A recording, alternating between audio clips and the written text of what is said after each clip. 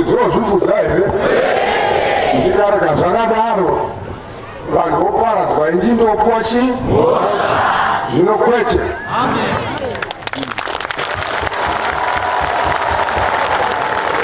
Chechi akaitwa namba 1 kudenga nomutuma mukuru.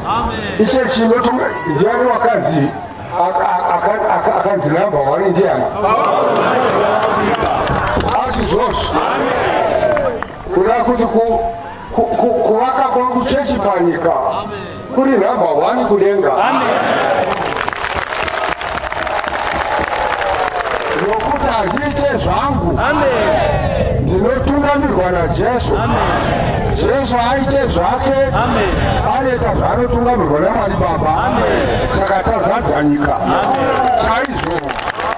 Nyika dzose dzamira Paulo kuti apedzise basa iri reevhangeriani. Ndiro zvakafira Jesu. Manzwa mese?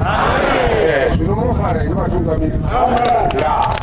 Dai gamakadaro yanga iri mhosva yani yangu kuti dzingazvivudze, mombe dzingazvijibhise, munda ungazvisakure.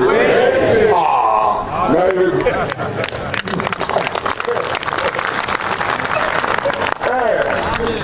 mwene wazvo ndiye unoita basa. Vanotevera iye ndo vanopinda kudenga, vasina kuteerera vanoraswa.